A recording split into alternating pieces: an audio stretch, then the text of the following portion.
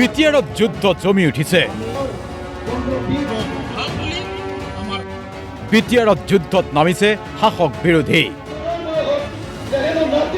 এফালে যোগদান, ৰাজহুৱা সভা, প্ৰাৰ্থীৰ ভোটাৰৰ মন জয়ৰ চেষ্টা।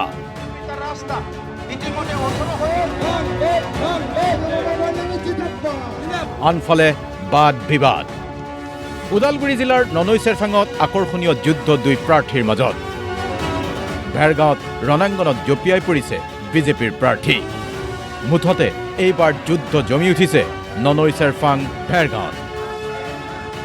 যি ধৰণৰ অভূতপূৰ্বভাৱে মৰম আশীৰ্বাদ ভাৰতীয় জনতা পাৰ্টীক তেওঁলোকে দিছে, অন্য দলৰ পৰা দলে বলে তেওঁলোকে যোগদান কৰিছে। আজি 500তকৈ অধিক আজি যোগদান কৰিলে।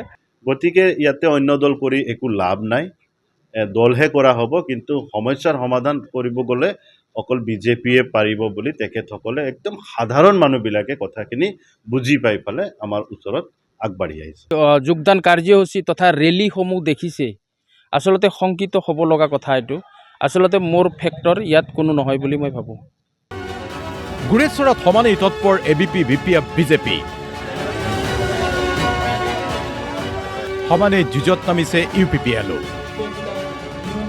এইবাৰ গুৰেশ্বৰত আমাৰ বিজেপিয়ে বিজয় ধ্বজা উৰাবলৈ সক্ষম হ'ব। আগৰ লগত তুলনা কৰিব লগা নাই।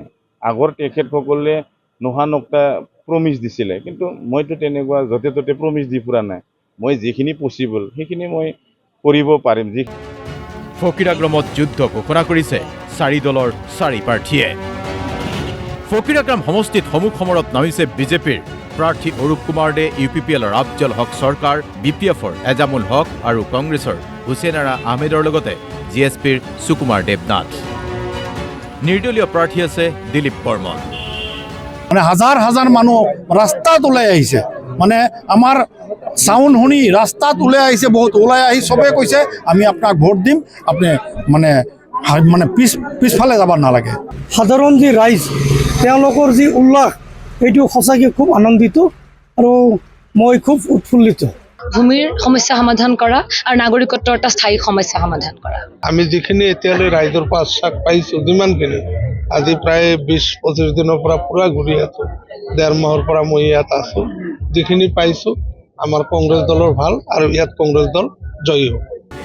আনপিনে বাক্সাত নিৰ্বাচনী প্ৰচাৰ চলাই বাক্সাৰ 4খন আসনেই দখল কৰাৰ দাবী কৰিছে বিজেপিয়ে। মন্তব্য মন্ত্ৰী ৰঞ্জিত দাসৰ। এছেছমেণ্টটো নিশ্চিত হৈছে 4খন, এখন নিশ্চিত হোৱা নাই। কোনখন নিশ্চিত হোৱা নাই মই ক'ব নোৱাৰোঁ। 4খন নিশ্চিত হৈছে, কাৰণ মই এইকেইদিন নিৰলসভাৱে যিহেতু লাগি আছোঁ।